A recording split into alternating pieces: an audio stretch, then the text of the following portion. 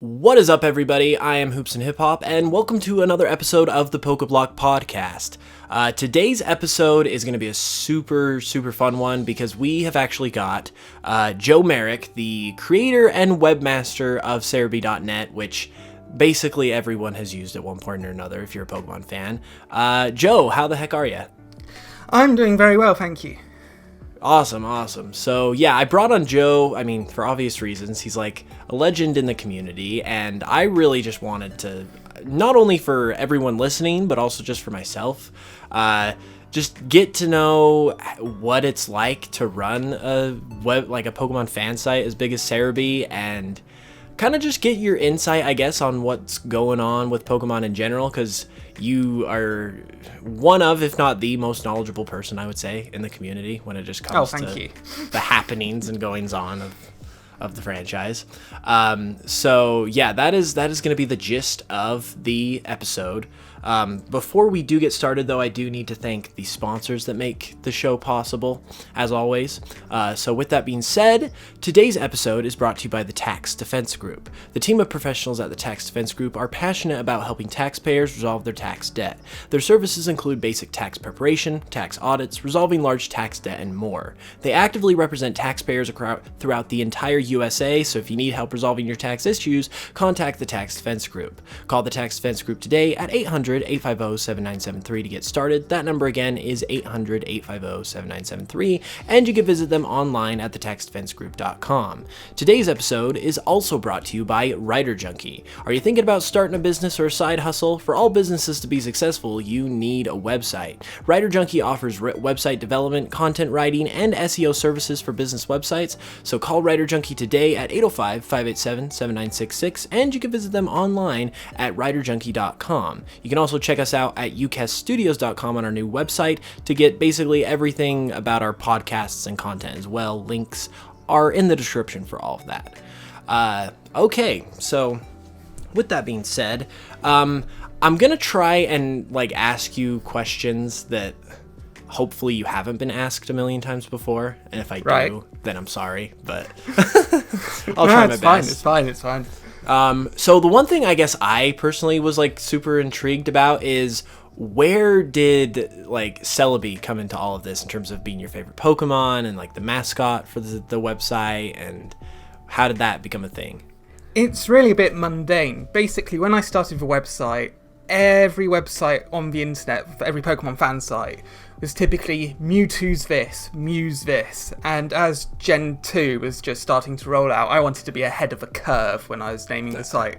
So I went straight in for Serebii, which was the literal translation of each of the characters of Serebii's Japanese name, because we didn't know the English name at that point. Right. And so I just went straight in, ahead of the curve, and it just evolved from there. And Serebii being a time travel Pokemon is very fitting as well, because I'm a big sci-fi nut and I love time travel stories and everything. So it fit in really well. Yeah, and I think it kind of fits in with the website being around for as long as it's been around now. It's kind of just a very emblematic. Yeah. So when it was all the way back in Gen 2 when you started it, which is obviously a super long time ago.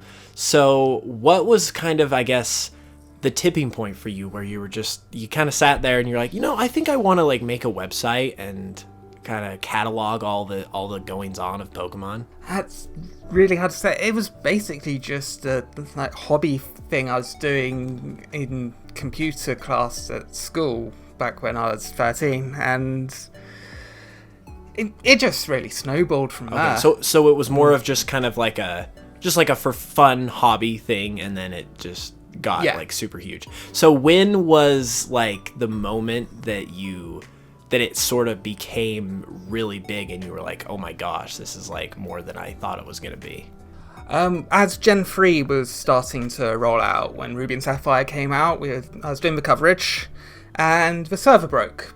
The server broke because there were too many people on it, and that actually caused the site to be down for almost 5 months without any hosting, because I couldn't pay for it. I was 16 at that point. I didn't really have a long-term job. I just didn't know what to do, and so eventually a friend jumped in and said that it'd pay the server costs.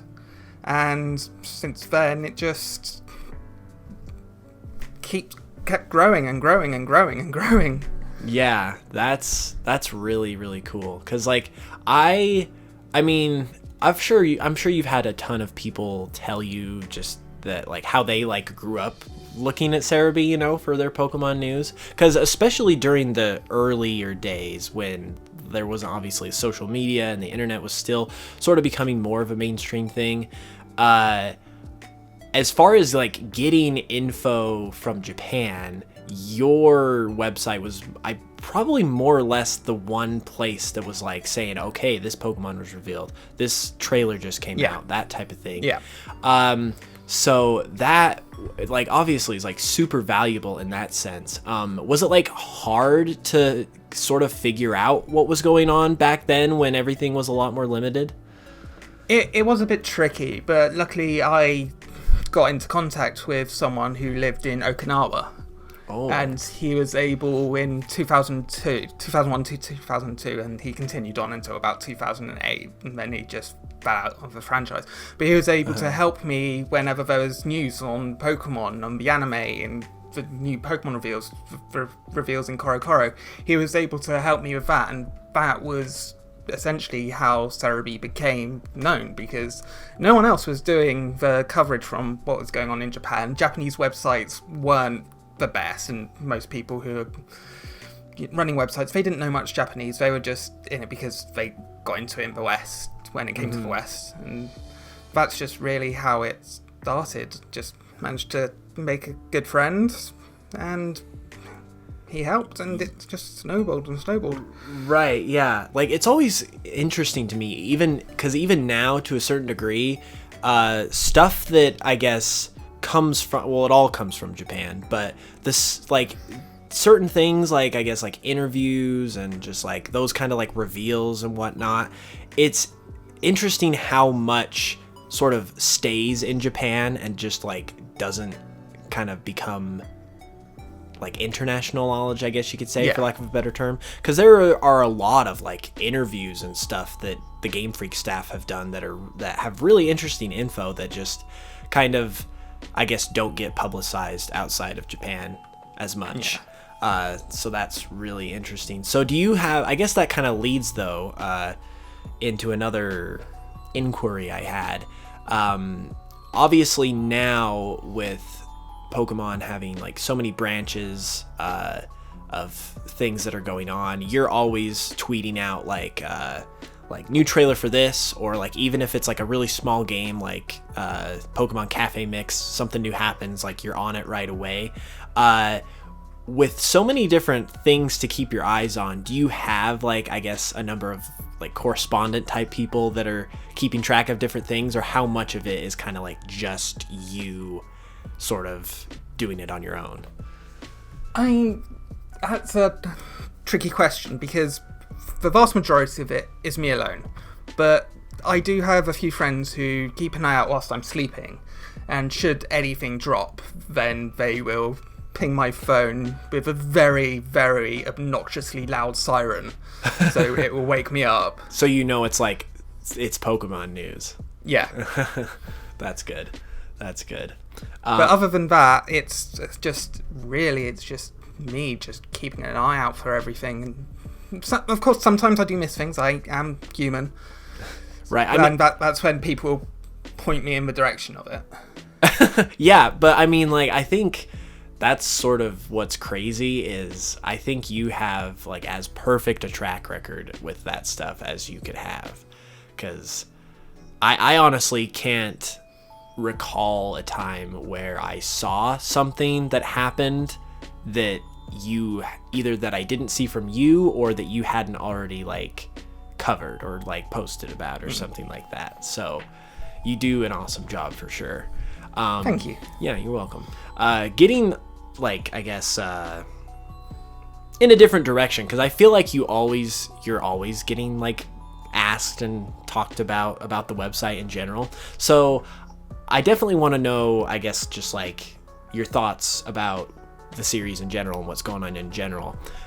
We're about to the Crown Tundra. It should be coming out relatively soon here. We're starting to get into the fall season when it's supposed to come out. So what are your, I guess, thoughts, expectations about Crown Tundra? And what have you kind of thought about, like, I guess, the first real DLC expansion that we've had? Well, I'm really a big fan of the fact they're doing the DLC now rather than an enhanced version, which just changes the story a bit and just adds a few bits on. Whereas here, they've got the whole focus of just, this is new, have fun. Right. Go play, essentially. Yeah. The Isle of Armor was a bit smaller than I would have liked, but it was fun. It was fun. But the whole point of the DLC, as they put forward in the January Direct, was the first pack is more about the battles and the second pack is more about the story and exploration. And so that's what I'm really looking forward to with the Crown Tundra, because it looks bigger from what we've seen. The area looks bigger. It looks like there's more to do, and I am very excited for that. Yeah, I think just in comparison to the Isle of Armor is kind of what makes it the most exciting, because the Isle of Armor was very much a playground type thing where they were just like, boom, here you go, like, have fun. And yeah. I really did enjoy it for that. Like the fact that the whole map was sort of that wild area thing where it's just you could walk from place to place with just like no loading and you could control the camera. It made it a ton of fun, especially because there was a bunch of new Pokemon to catch, obviously. Yeah. And I think just adding, I guess, more of a story into that with possibly even like a bigger area is really exciting. And I kind of feel like I can't say for sure, but I kind of feel like with it coming out later in the year that it's sort of like Pokemon's quote-unquote holiday release, and because of that it's going to be a little more beefy and intensive. Yeah. I definitely think it will be, and I think it'll be worth the wait, because it's been 3 months as of recording since the Isle of Armor came out and we've not heard a thing, so fingers crossed it's going to be good. Yeah, right. I really have liked a lot how Sword and Shield has kind of kept it close to the chest, because I mean it does obviously cause a bit of a wait, but also it creates sort of it makes like when you get news that much better. It was basically the opposite of the Sun and Moon run up.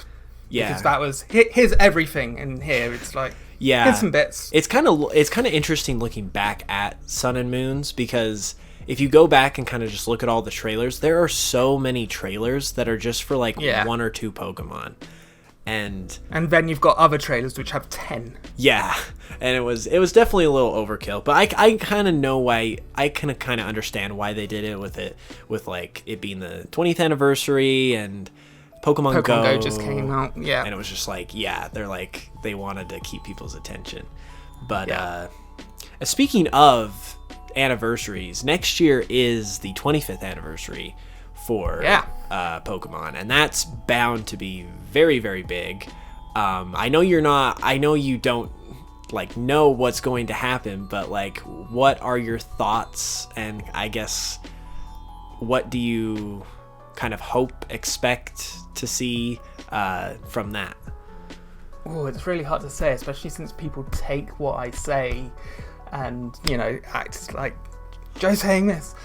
Basically, with the anniversary, I think that because Pokemon is such a big thing everywhere now, and we've got Pokemon Go, Pokemon Masters, Pokemon Cafe Mix, so many things going on, it's going to be bigger than Pokemon 20, I'd say, because there's just going to be more going on.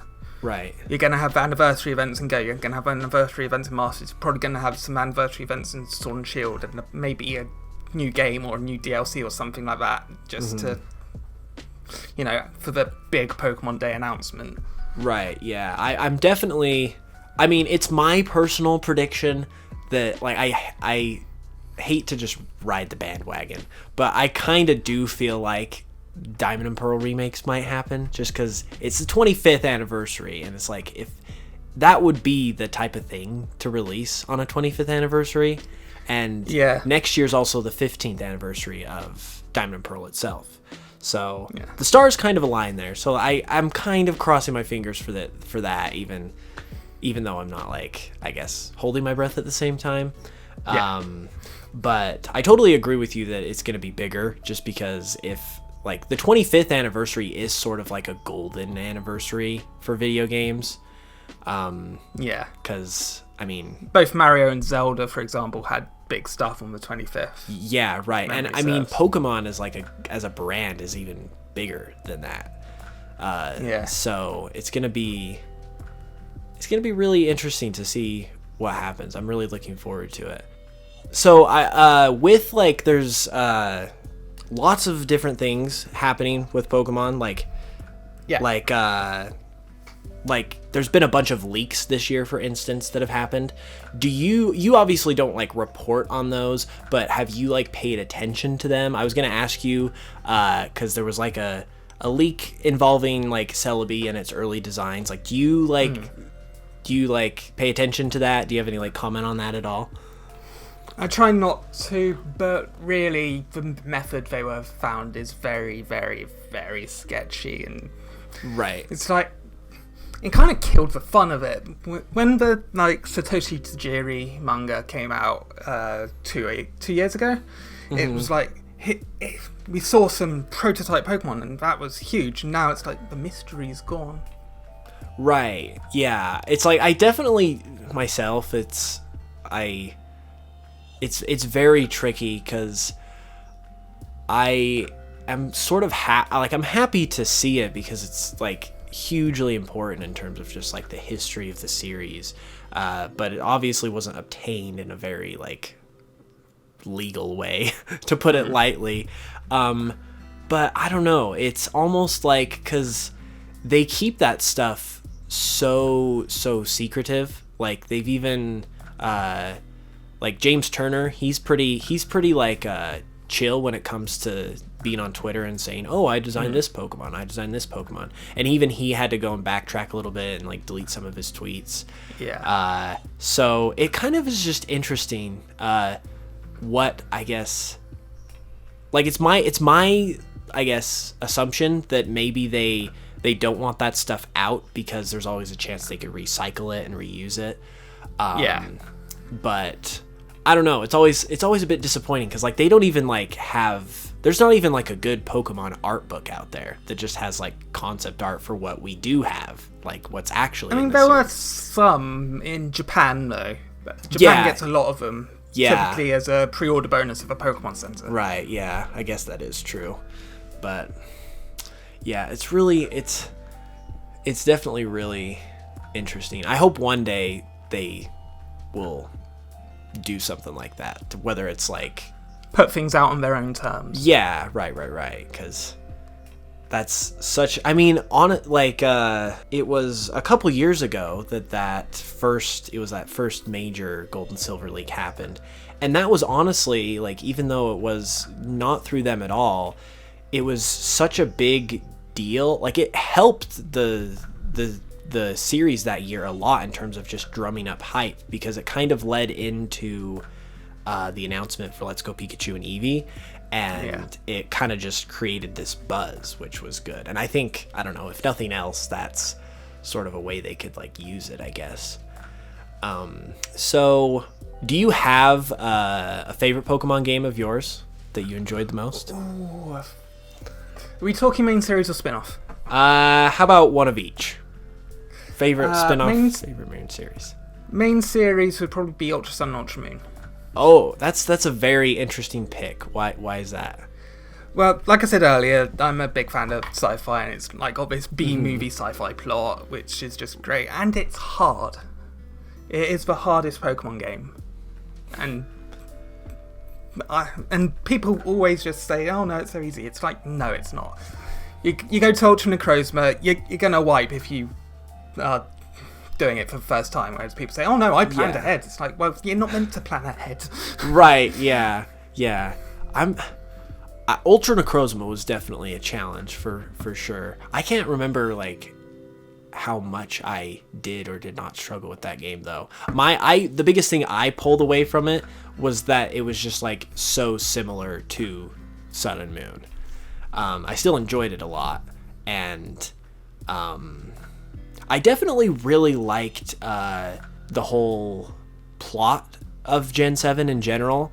Yeah. I kind of like, a lot of people say that like Gen 5 has the best story. I kind of leaned more towards the Gen 7 story myself, because it had the big, like, I guess, twist in the middle where it's like you find out Lusamine is Lily's mom and Gladion's mom. And so, and then, like, just, I guess it just felt a lot more intense with the Ultra Beasts, them being just like alien invaders and things like that. And then you had the whole different dimension thing, and it sort of, I guess, brought that kind of plot line to a head that sort of started with Gen 6. So that was really, really cool. And I'm kind of interested to see if that, like, ends up continuing at all, because obviously Sword and Shield very much took a break from that. Sword and Shield became more of like a sports story, right, with an extra bit just on the side of, different story. And to some that worked, to others people consider it a detriment, but I'm so intrigued about what the next, like, thing in Pokemon's going to be, where they're going to go from here in terms of games, just because Sword and Shield itself was such a monumental game, but then it was just such a, like, obviously controversial time as well. So it's like how they sort of respond to that with the next major release is going to be super, super interesting. Here's another fun question though. What, as a person from the UK yourself, what was it like to sort of see a region based on the UK, especially because, like, you're such a big fan? Honestly, it's amazing. I mean, I've not been to New York or Hawaii or France, so I don't know how true to the areas they are. But with Gala, it's just so quintessentially British. Like, you go into Wedgehurst and you see their homes, and those are homes you would find in the countryside in England. You go to Wyndon, it is literally London. It's just astonishing and brilliant, to be honest, and I'm really happy with it.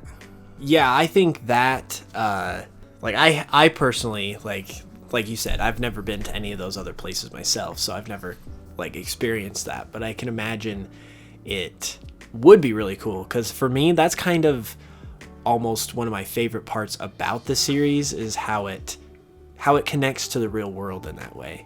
Because through Pokemon designs and stuff, I've learned a lot of things about the real world that I wouldn't have known otherwise, because, like, you get all the lore in terms of their, like, designs and stuff like that. It's just really, really cool. And Galar, personally, for me as well, probably has, just in terms of the setting of it, it's up there as, like, one of my favorite regions, because I like the more, I guess, like, I just really love that kind of landscape.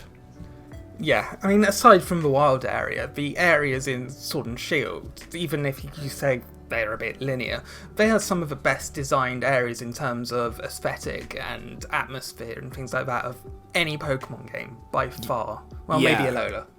Yeah, like, there's a lot of things with Sword and Shield that I kind of feel like is the best in the series. Like, I think, like, the way they use the legendaries is the best that the legendaries have ever been used.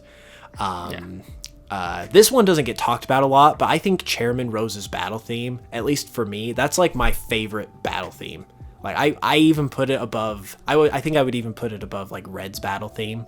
Just, I absolutely love that theme to death. And then, like Pokemon, or Sword and Shield's music in general is really good too. Yeah, but their music, the last 2 generations, maybe even 3, has just been knocking it out of the park. It's brilliant. Yeah, like, I think I mean, we keep going back to Gen 7 here, but Gen 7 has so much good music as well. Like, it's really kind of, I guess, just in my own thought process, it's really interesting to look at that generation 4 years after the fact, because it was obviously very much different.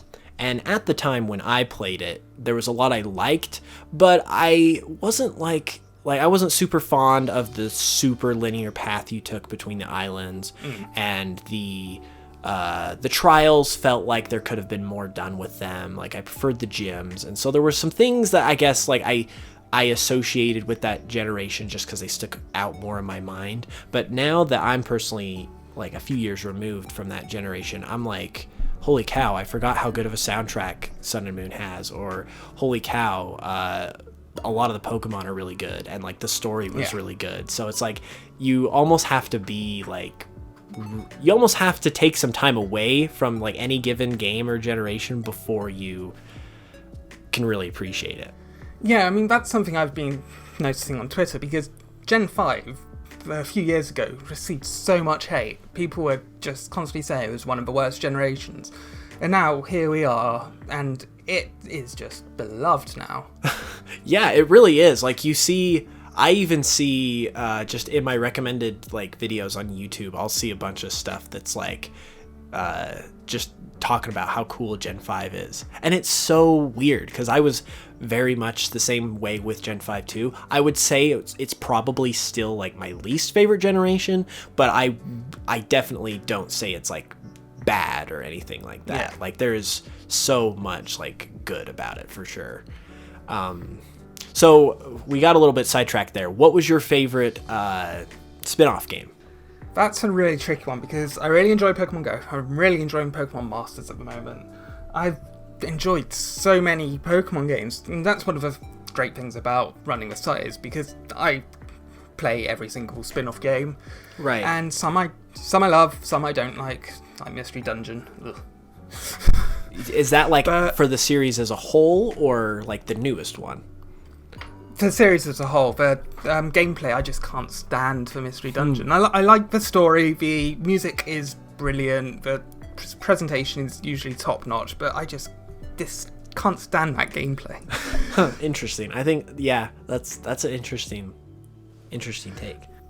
But one series I really, really, really want back, and I know a lot of people will, question this, and it's probably my favourite spin-off side series, is Poképark. Because they were a lot of fun. Yeah, I have not played those ones, but they seem to be like, they're not the biggest, like, most talked about, but they do seem pretty, like, popular amongst people that have played them. Yeah, the presentation is great. The gameplay is a bit simple, but it's a lot of fun. I mean, it's a game which can be played by a younger audience, but I just really enjoy playing it. Every time I play it, I have a great time, and so it's probably my favourite spin-off game. It's probably one of the weirdest picks that someone could have. Right, that is pretty interesting. So since you play like every Pokemon game essentially to cover it, what's like I guess not necessarily the worst, but what's the just strangest offshoot type of, like, it doesn't even have to be a game, maybe like it's just like a product or something. What's like the weirdest thing you've ever like reviewed or like played or whatever for the purpose of the site? Having to brush my teeth to catch Pokemon this year was quite the experience. I did end up cheating the system a bit, because you can just move your fingers forwards in front of you, and it just gets it done. And eventually I just did that, because I realised I was catching them better when I was doing that. So that's probably the weirdest one. It's this year. Yeah, I think the fact that they put that out though is really smart, just because it's like getting people into Pokemon right away, pretty much. Because Pokemon, on that same vein, Pokemon Sleep is another one that. Oh, I'm so looking forward to that. Should be very interesting, and I don't know, who knows? Maybe I think that could resurface maybe next year as part of like the celebration. We'll have to see, because it's been a while. Yeah, that would be nice. It's been a while since they actually said anything about that. Well, I think that's roughly about the amount of time we've got. Right. So I think we'll leave it there. But it was honestly like super great to have you on. Like I feel like I could. No problem. I feel like I could genuinely just like pick your brain forever. But I will let you go. You're a very busy man. Well, you're always welcome to pick my brain. Well, yeah. I mean, I'm sure I will take you up on that at some point. I've told a couple of the guests on here. Once I get a chance to talk to everyone, it'd be nice to kind of like cycle back around and talk to people, especially whenever we like get the next major Pokemon game or like for Crown Tundra or something. Just like have a reaction discussion to that will be a lot of fun. Yeah, so, that'd be nice. Yeah, but yep. So once again, thank you to Joe. I don't think I need to tell you where you can find him, but obviously Serebii is a thing. He has a Twitter, so that will be in the description. Also be sure to check out the sponsors and everyone in the description as well that make this show happen. And with that said, I will see you guys next week for another episode. Have a great weekend, and until the next one, I will smell you guys later.